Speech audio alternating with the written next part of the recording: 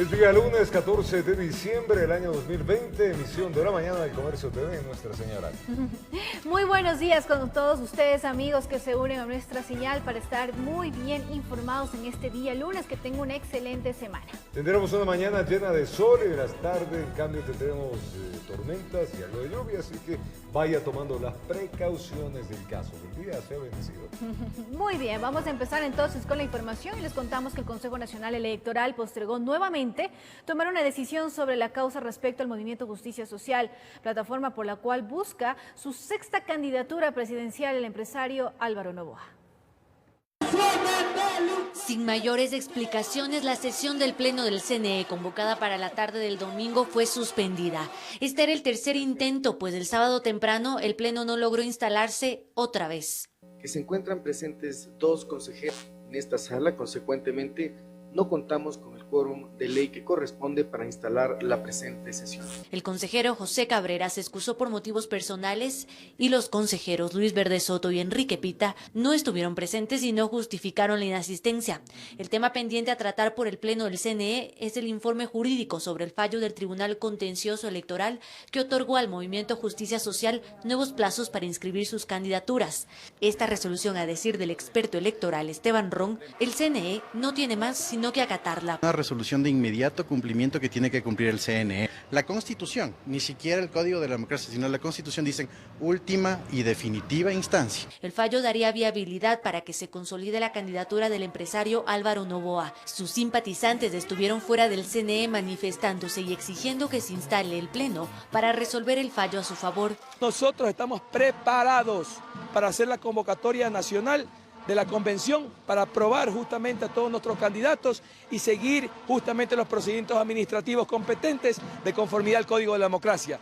La recalendarización a favor de justicia social podría tener consecuencias en el cronograma electoral, pues debería considerarse el proceso de impugnación de candidaturas y demás. Es que una candidatura, y en este caso la de Álvaro Noboa, puede tener un promedio de hasta 50 días para calificarse si es que se activan todos los recursos.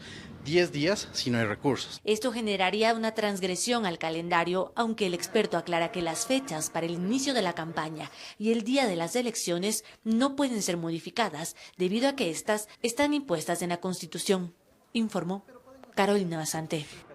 En una entrevista a un medio digital, el juez del Tribunal Contencioso Electoral, Ángel Torres, denunció supuestos encuentros irregulares entre vocales del Consejo Nacional Electoral y figuras políticas. Estas declaraciones despertaron las alarmas en el Consejo de Participación Ciudadana. Uno de los consejeros, Hernán Ulloa, pidió a la presidenta de la entidad convocar al Pleno para recibir al juez Torres y poder conocer los detalles del hecho que afirmó.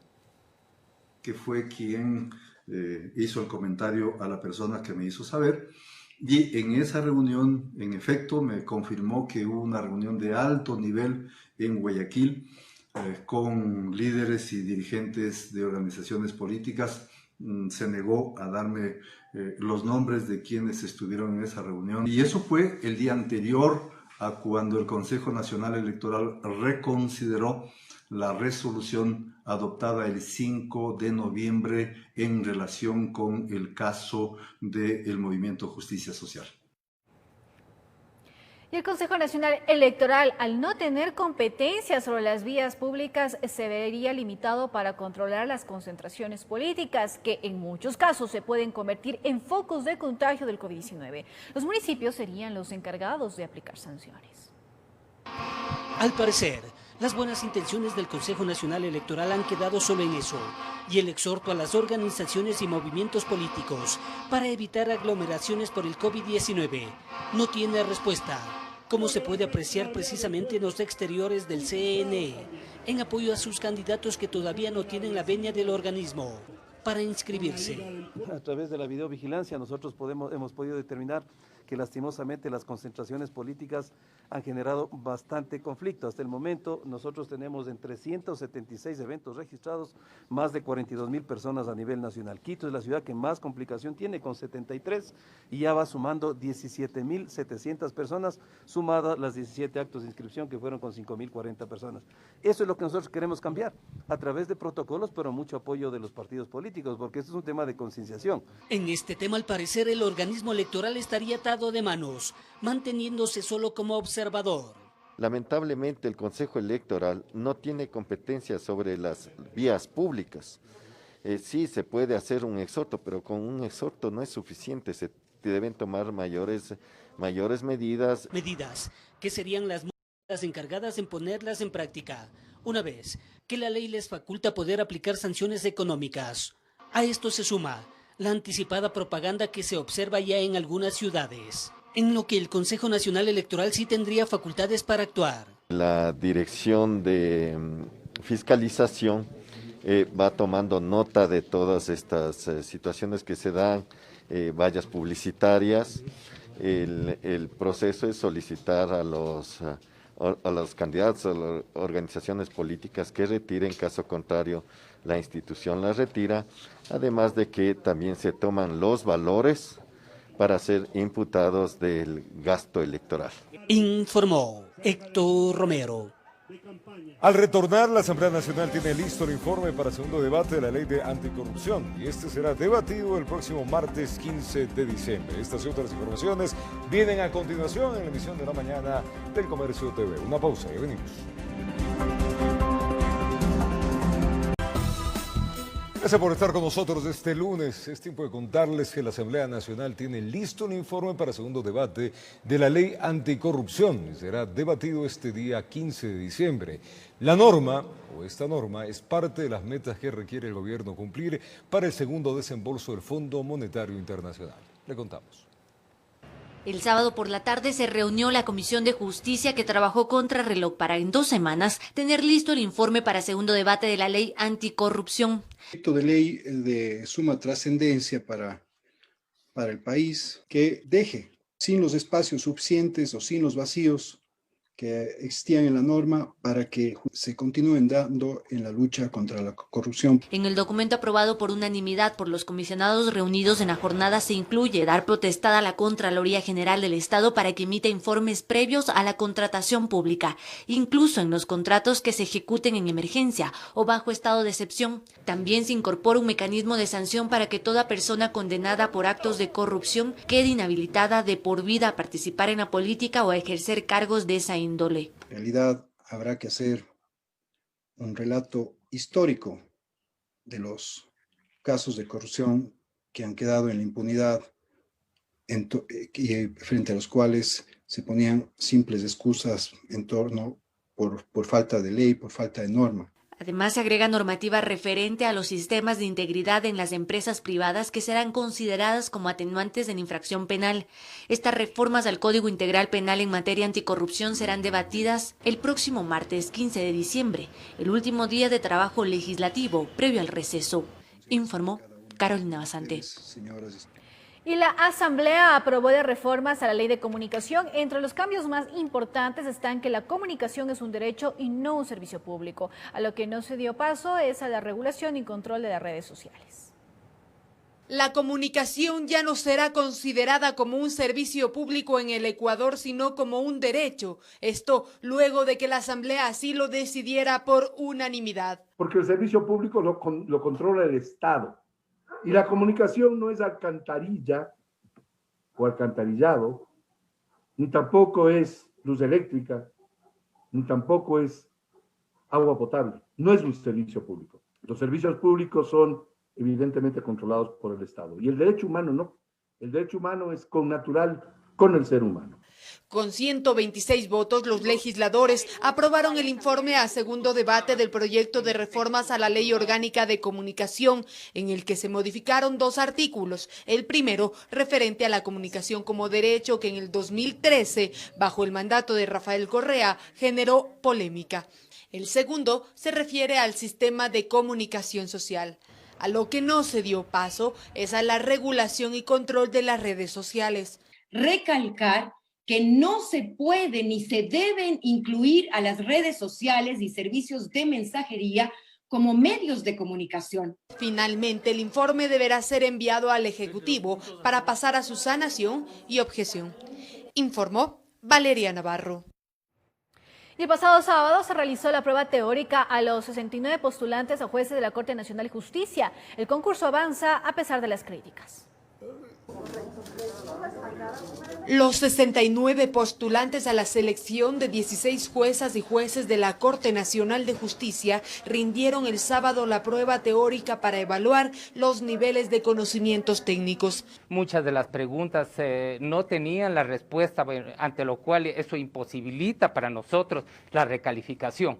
Frente a ello, pues yo le acabo de indicar al señor de la veeduría que realmente lo que él debía constatar es de que estas preguntas sean realmente preguntas objetivas. Estuvieron bien las preguntas, sino que la materia es extensa y el derecho es extenso. El examen contó de 100 preguntas y en la tarde se difundieron los resultados. Solo uno de los participantes alcanzó 90 respuestas correctas. El director general del Consejo de la Judicatura y el coordinador de las veedurías ciudadanas se refirieron ante los cuestionamientos que ha recibido el concurso. Ha habido voces que se levantan indicando que hay supuestas irregularidades, nosotros las rechazamos, aceptamos que ha habido ciertas falencias que se han corregido, pero el proceso continuará con absoluta transparencia y diafanidad como exige la ciudadanía. Bueno, no podríamos en principio nosotros determinar actos de corrupción porque no los hemos reportado como tales. Desde luego que existen incidencias que consideramos que pueden ser perfectibles, y acaso incluso si se denotarían algunos actos de corrupción, debería ser el auspiciante de esas investigaciones el propio Consejo de Participación Ciudadana. Las autoridades han dado conocimiento cuáles serán los siguientes pasos a seguir. Será la de recalificación si los señores y señoras postulantes consideran que no están de acuerdo con su nota, y posteriormente vendrá la prueba práctica que supone de bancos de casos simulados y preparados. Tras un ajuste del cronograma, el concurso de jueces culminará el 6 de febrero. Informó Valeria Navarro.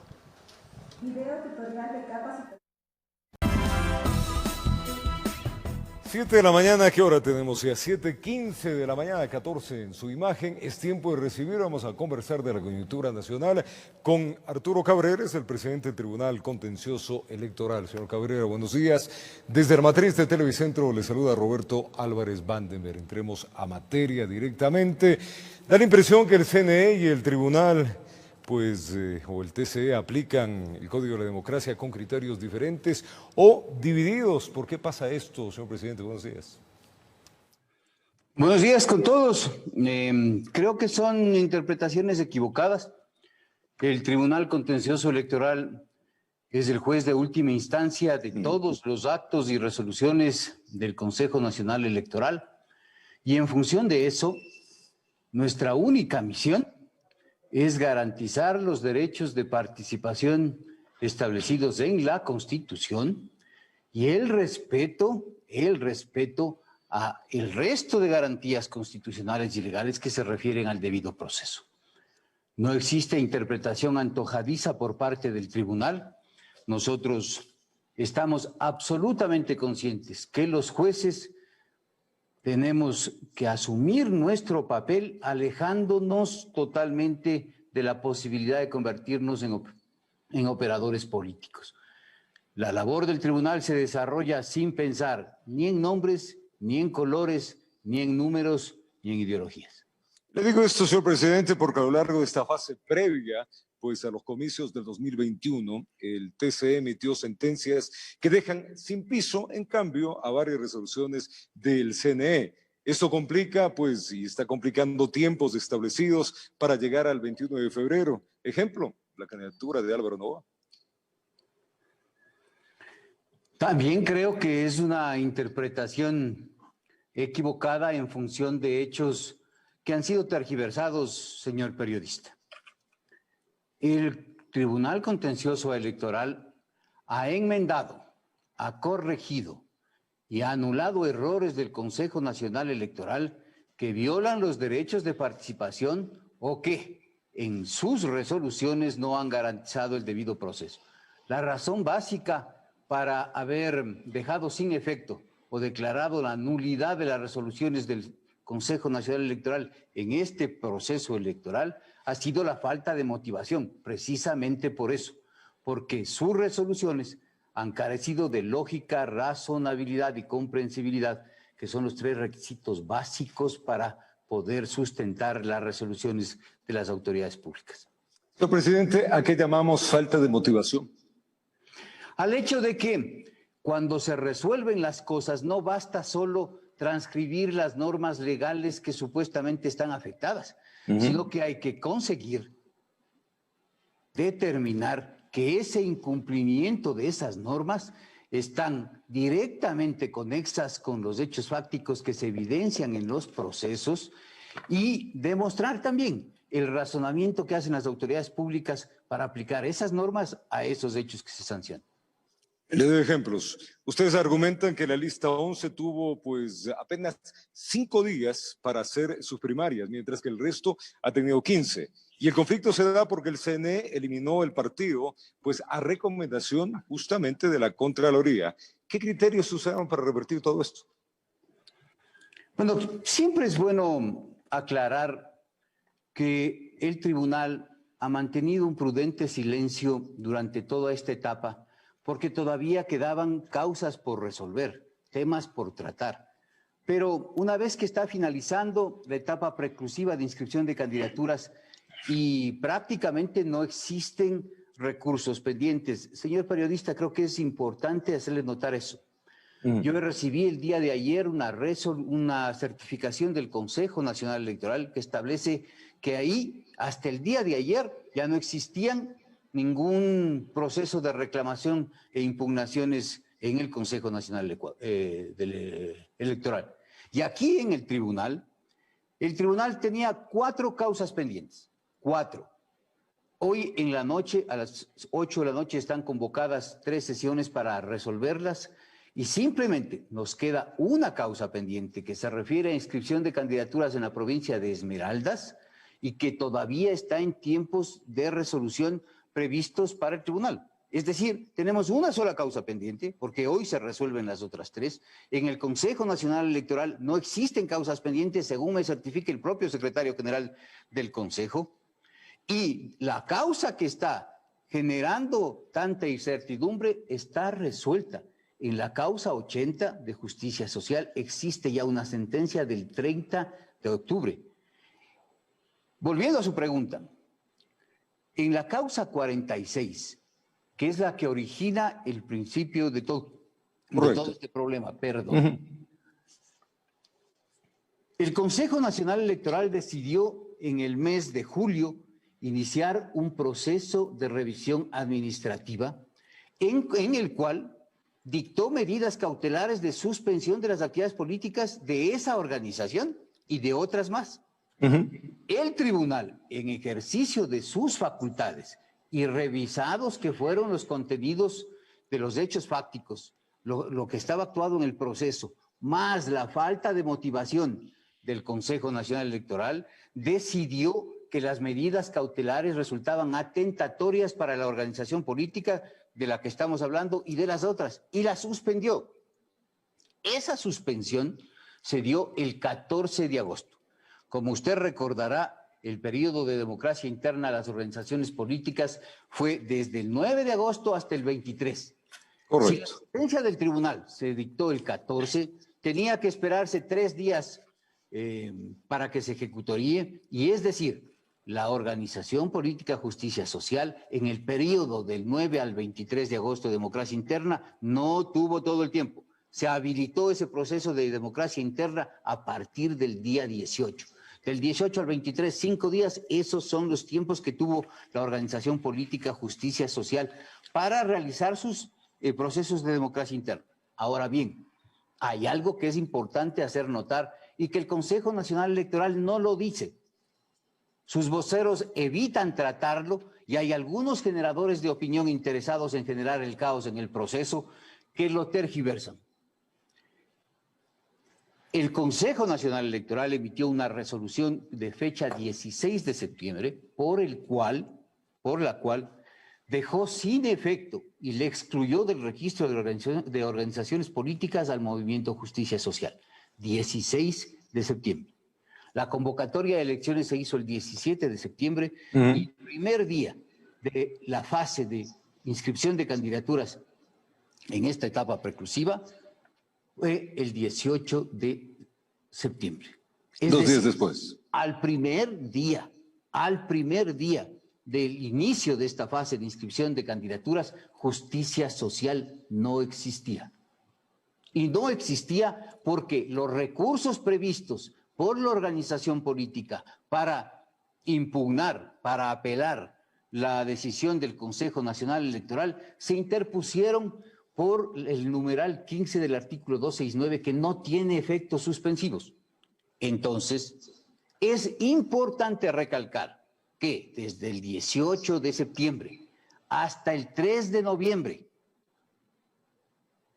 45 días, esa organización política no existió. No podían haberle recibido inscripción de candidaturas porque solo pueden ser presentadas por organizaciones políticas debidamente registradas. Pero sin duda, pero ustedes le habilitan a esta organización política. ¿El informe de la Contraloría, señor presidente, no sirvió?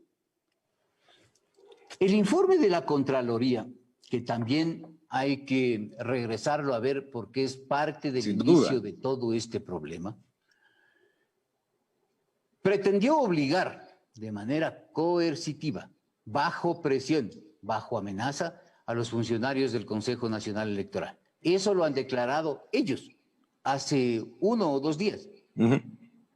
La tarea del Tribunal Contencioso Electoral frente a las impugnaciones que se presentaron al proceso de revisión administrativa en la que este tribunal determinó de manera individualizada en cada uno de los casos las fallas al legítimo derecho a la defensa y al debido proceso que tenemos que garantizar todas las autoridades de la República, esas fueron las razones sumadas a la falta de motivación en las resoluciones del CNE para dejarlas sin efecto. En el caso particular mío, que fui juez de instancia en la causa inicial de justicia social, yo declaré la nulidad de todo lo actuado desde la fecha en que se terminó el periodo de prueba en la que el Consejo Nacional Electoral adoptó resoluciones que desde mi criterio resultaban absolutamente ilegales y de total nulidad. Posteriormente a eso, el Pleno del Tribunal Contencioso Electoral, por un recurso de apelación que presentó el Consejo Nacional Electoral, resolvió dejar sin efecto mi sentencia. Y ese Pleno dispuso revocar totalmente los efectos de la resolución dictada por el Consejo Nacional Electoral y dictó medidas de reparación. Es cierto, yo no soy parte del Pleno que dictó las medidas de reparación, pero soy el presidente del tribunal y como tal tengo que defender la institucionalidad, la competencia y las facultades del tribunal para dictar las resoluciones y las sentencias que deben ser cumplidas. No pueden ser interpretadas y menos analizadas por quienes tienen que cumplirlas. Sin duda, de lo que quedamos, de lo que usted me indica, señor presidente, usted da paso porque el informe de la Contraloría, los integrantes del Consejo Nacional Electoral, ellos mismos han declarado de que se sentían amenazados. ¿Es por eso que se da paso y se habilita al partido político o mi lectura es errada? Debo recordar que inclusive el señor Contralor subrogante fue objeto de una denuncia por infracción electoral que todavía está pendiente de trámite en este tribunal, por cuanto el Contralor subrogante interpuso una demanda para establecer competencias en la Corte Constitucional. Demanda que hasta ahora no tiene resolución la Corte. En el caso de las candidaturas de Arauz y Rabascal, allá ya no existe problema, ya no hay posible apelación, no se da paso a nada más. No, la candidatura, por la información que todos tenemos en cuanto a las declaraciones de los voceros del Consejo Nacional Electoral, ya se encuentra en firme, no existen recursos presentados en contra de esa candidatura y esa candidatura está en firme. Si bien, señor presidente, estamos hablando del derecho que se tiene, analicemos el caso del fallo que dispuso el CNE, la calificación de la lista de los candidatos asambleístas nacionales del partido Fuerza S, encabezado por el expresidente Abdalá Bucaram. ¿En qué se basó esta decisión? La Constitución y la ley son la base normativa que contiene las inhabilidades y las prohibiciones para participar en los procesos de elección popular. de elección política.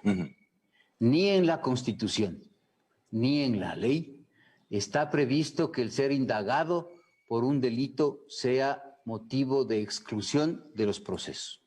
Lo que establece claramente la Constitución y la ley, entre muchas otras inhabilidades, es que aquellas personas que tengan sentencia ejecutoriada por los delitos específicamente determinados en la Constitución y la ley no pueden ser candidatos. Y ese no es el caso del señor Bucaram. Insisto, el Tribunal Contencioso Electoral, los jueces, no podemos dictar sentencias pensando en nombres, en colores, en banderas o en números, porque eso genera los problemas que estamos enfrentando. Quiero aclarar, la sentencia dictada en la causa 080-2020 TCE, que se refiere al movimiento Justicia Social, en ningún momento menciona al señor doctor o abogado Álvaro Noboa.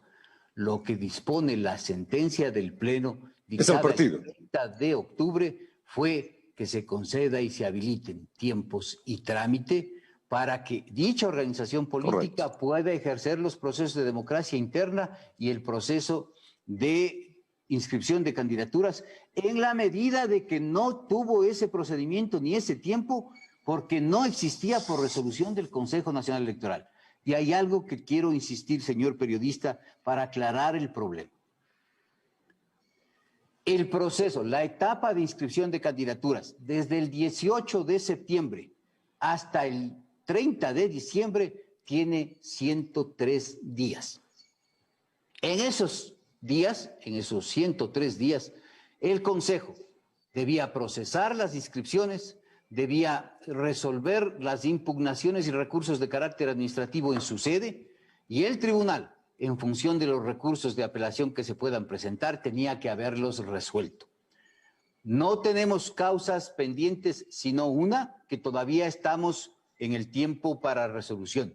La certificación del Consejo Nacional Electoral indica que allá tampoco tienen ya, hasta el día de ayer, procesos de carácter administrativo. Pero, sin embargo, de los 103 días previstos para toda esta etapa preclusiva de inscripción de candidaturas, el Consejo Nacional Electoral, de manera consciente, arbitraria e ilegal, ha desacatado la sentencia de la causa 080 por más de 44 días. Esa es la gravedad de los hechos y donde tiene que enfocarse las responsabilidades. El proceso electoral no está en riesgo. Lo que está en riesgo es la participación política de determinados actores políticos, adherentes o invitados del movimiento Justicia Social, que deberían haber hecho ya desde hace 44 días. Si se habría cumplido la sentencia, ese proceso estaría acabado, definido y listos para cumplir con las etapas que a continuación siguen en el proceso electoral.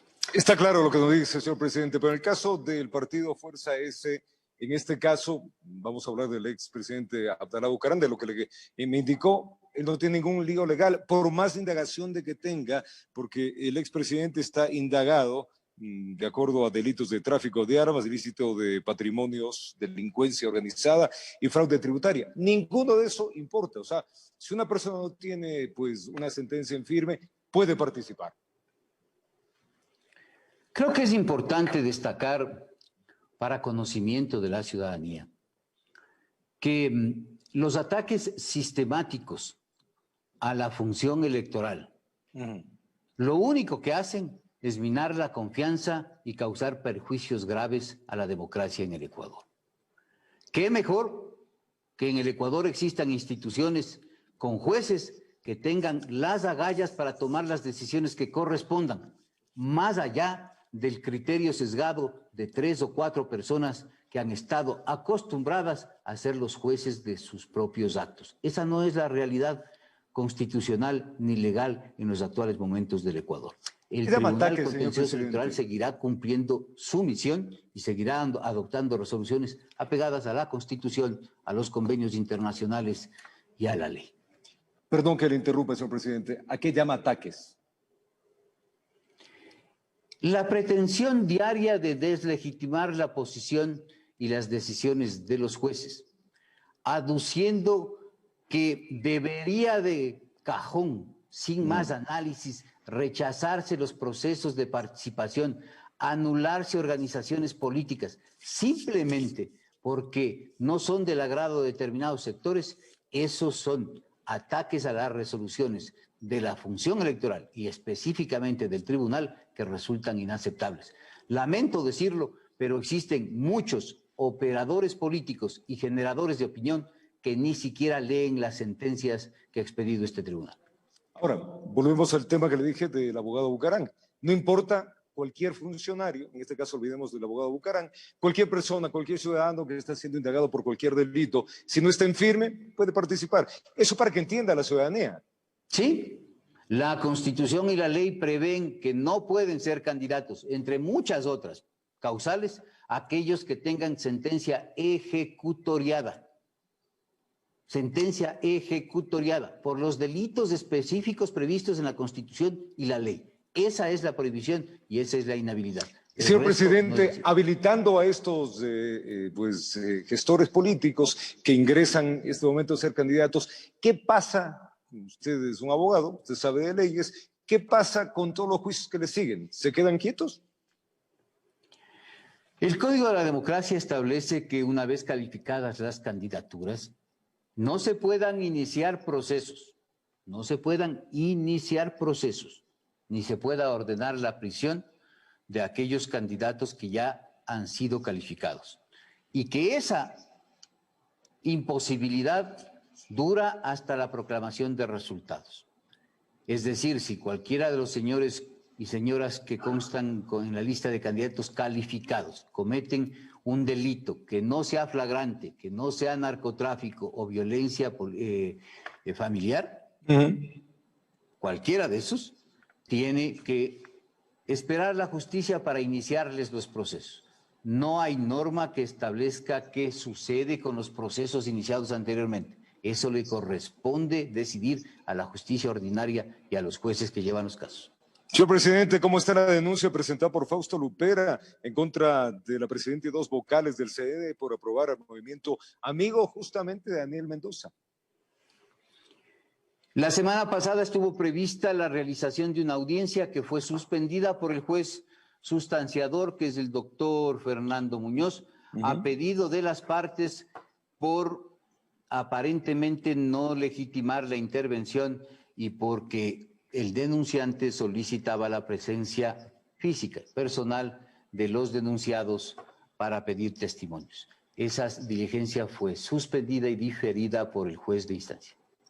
Señor presidente, acá nos viene algo que nos llamó la atención este fin de semana. Ángel Torres, el juez del Tribunal Contencioso Electoral, indica que hubo reuniones de alto nivel justamente para salvar la candidatura de Álvaro Noboa. ¿Qué sabe usted? Lo primero que hay que aclarar en ese aspecto es que la sentencia del tribunal se refiere a los derechos de participación de adherentes del movimiento Justicia Social. No se menciona ningún nombre.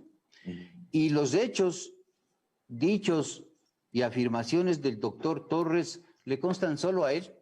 Nosotros, y yo en lo personal, conozco exactamente lo mismo que usted, señor periodista.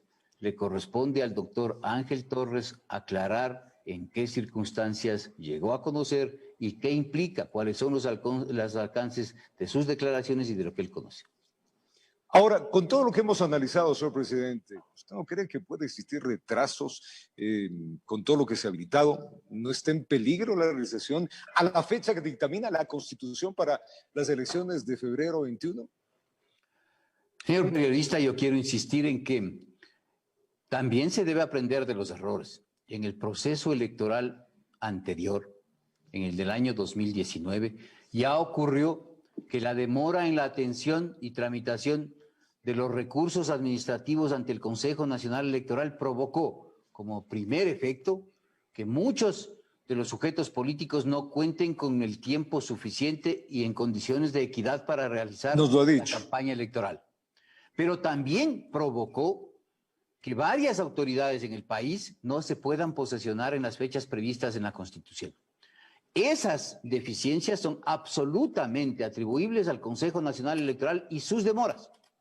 Fue precisamente por eso que el tribunal exigió y logró consensuar con el Consejo Nacional Electoral un calendario electoral que pretendió ser modificado inclusive por las organizaciones políticas y que a la ciudadanía le consta que fue el Tribunal Contencioso Electoral el que se opuso, precisamente para garantizar los procesos y el debido proceso y el resto de garantías previstas en la Constitución para garantizar que la voluntad popular se cumpla y que los derechos de participación ciudadana se garanticen a todos los sujetos políticos. Dentro de ese proceso, dentro de esa línea de pensamiento y de acción, ciudadanos y ciudadanas, autoridades del Estado, tienen que estar absolutamente conscientes. El calendario se ha cumplido, estamos a tiempo. El tribunal no tiene más que una causa que resolver y estamos en días de hacerlo dentro de los tiempos asignados a nuestra institución. El Consejo Nacional Electoral ha certificado el día de ayer que no tiene más resoluciones administrativas, hasta el día de ayer. La sentencia de la causa 80 está ejecutoriada, se dictó el 30 de octubre y del periodo de tiempo de 103 días que establece la etapa preclusiva de inscripción de candidaturas, el Consejo Nacional Electoral se ha demorado 45 días pretendiendo evadir el cumplimiento de una sentencia. El desacato del CNE, del Pleno del Consejo Nacional Electoral, es lo que está afectando los derechos de participación de una organización política. Yo insisto, no existe una sola razón para postergar las elecciones, para pensar en una suspensión, trasladar la fecha. Si se hubieran las sentencias del tribunal en el tiempo que estaba previsto, todos los problemas estarían solucionados y estaríamos, inclusive, con tiempo a favor para seguir resolviendo los problemas que le atañen al proceso electoral.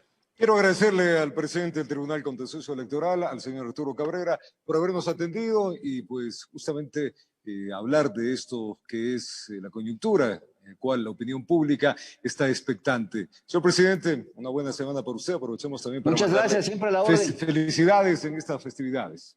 Cuidémonos todos. Cuidémonos todos. Un abrazo. Tiempo de una pausa. Ya venimos con más.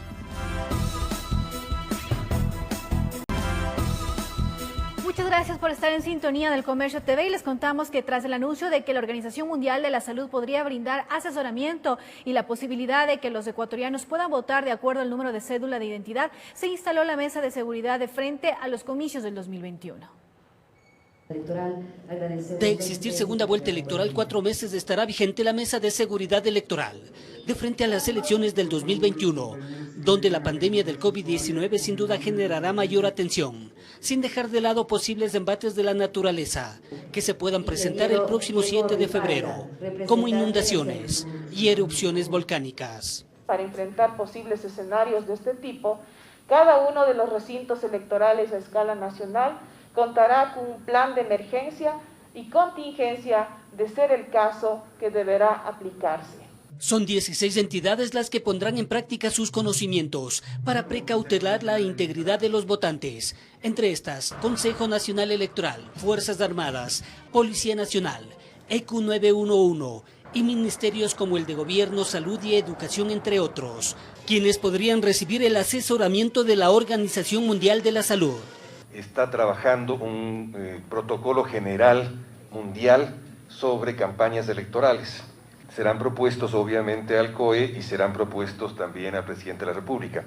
También nosotros plantearemos, estamos analizando, recomendar tener horarios segmentados, podría ser por números de cédula, por rangos de edad, para que tengamos un mejor orden para acudir a los recintos electorales. El centro de mando estará ubicado en las instalaciones del EQ 911 en el Ichimbía Centro de Quito. El complemento, las 16 salas de crisis del sistema de seguridad a nivel nacional y en 8 provincias, las delegaciones electorales provinciales. En esta vez quizás vamos a aplicar nosotros el sistema distanciados, que ya lo estamos trabajando a través de la videovigilancia y a través de drones, que únicamente lo que nos hace es medir la distancia de las personas. Esto va a ser fundamental el día de las elecciones. Y cuando existe un potencial de riesgo, emite una alerta hacia videovigilancia y a través de megafonía IP o de megáfonos y con la presencia del personal en territorio haremos que la ciudadanía se distancie. Así se empiezan a definir seguridades para que los ecuatorianos acudan a las urnas con tranquilidad, informó Héctor Romero. La recuperación económica fue uno de los principales puntos a tratar por los presidentes que integran la cumbre del Foro para el Progreso y la Integración de América del Sur, PROSUR. En el evento virtual participó el mandatario Lenín Moreno. Veamos. El mandatario Lenín Moreno junto al canciller Luis Gallegos participaron en la cumbre de presidentes de PROSUR. Si bien uno de los puntos a tratar fue el coronavirus, la reactivación económica de todos los países integrantes fue otro de los asuntos claves para resolverlo en el año 2021. En su intervención virtual, Moreno manifestó lo siguiente. Es fundamental que los bancos multilaterales y los principales acreedores adopten medidas de alivio basados en las necesidades específicas de cada país. A esto se sumaron las palabras del mandatario colombiano Iván Duque, quien en dicha sesión asumió la presidencia pro tempore del organismo internacional. Es muy importante que en el año 2021 nazca el Foro Empresarial de PROSUR, que podamos invitar a líderes de las micro, pequeñas, medianas y grandes empresas para que las experiencias de reactivación segura se reafirmen. Perú y Chile también dieron sus aportes. ¿Cómo recuperamos los empleos? Y eso va directamente asociado con la reactivación de la economía y la promoción e incentivo a la creación de empleos. Debemos promover, intensificar el comercio entre los países de PROSUR. De esta manera se busca realizar un trabajo integral para la recuperación económica tras los efectos producidos por la pandemia, informó Valeria Navarro. Y el gobierno de Ecuador ratificó el compromiso del país con la preservación del ambiente en la Cumbre de Ambición Climática 2020, organizada por las Naciones Unidas, Reino Unido y Francia. Al cumplirse 5 años del Acuerdo de París, 75 países se reunieron nuevamente para discutir los problemas climáticos que afectan a la humanidad. El encuentro de la ambición climática de este año fue virtual y estuvo encabezado por el secretario general de Naciones Unidas, Antonio Guterres, quien pidió que se declare el estado de emergencia climática. ¿Puede alguien todavía negar que hacemos frente a una emergencia dramática?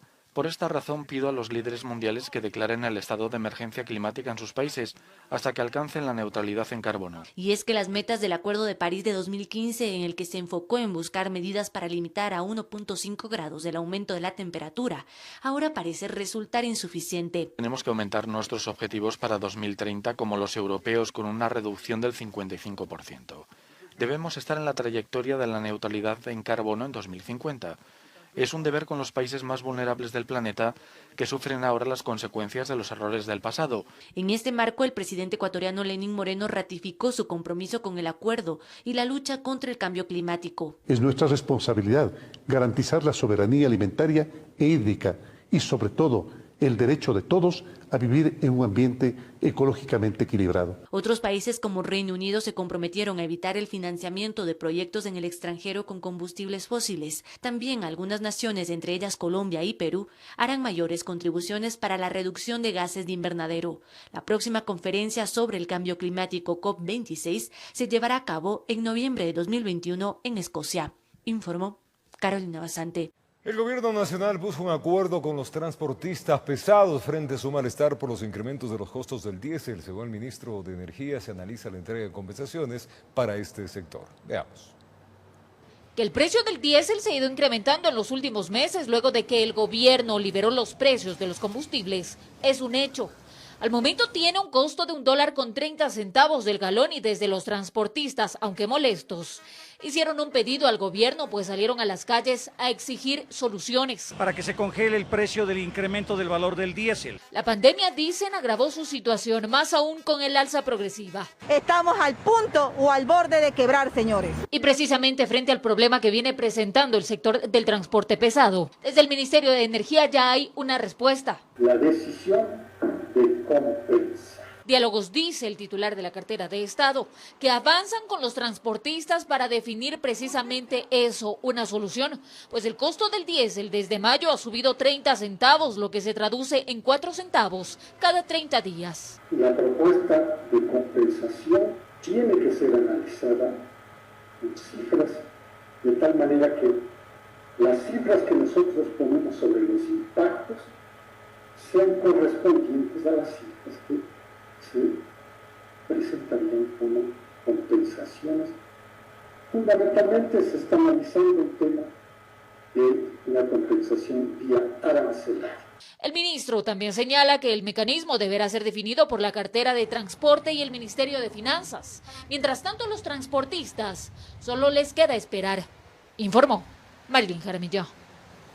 Y 6 prefecturas están dispuestas a asumir la administración de los bienes patrimoniales del ferrocarril.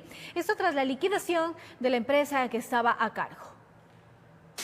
Los ferrocarriles del país tendrían una esperanza de continuar operando luego de que las prefecturas firmaran una carta de intención para que dichos bienes patrimoniales sean administrados por los gobiernos de cada provincia.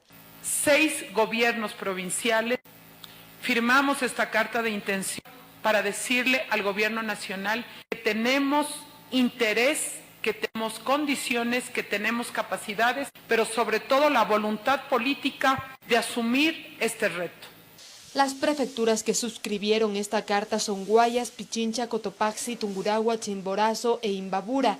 De esta manera se dinamizaría la economía de las poblaciones que dependían de este servicio, cuya empresa pública responsable está en proceso de liquidación. Estamos pensando en REN para varios temas: carga, para transporte, turismo. Hacerlo con el sector privado. Y hay que contar con ellos para que ellos se sumen a esta gran jornada. Son alrededor de 5.000 personas las que se sustentaban directa o indirectamente del ferrocarril, por lo que se solicita al gobierno lo siguiente. Considere el traspaso de dichos activos, incluido el derecho de y la delegación de la competencia concurrente de transporte a los gobiernos provinciales por cuyos territorios cruza la línea férrea. El documento ha sido remitido a los ministros de Transporte, Turismo y al presidente de la Asamblea Nacional. Los prefectos se mantienen a la espera de una respuesta, informó Valeria Navarro.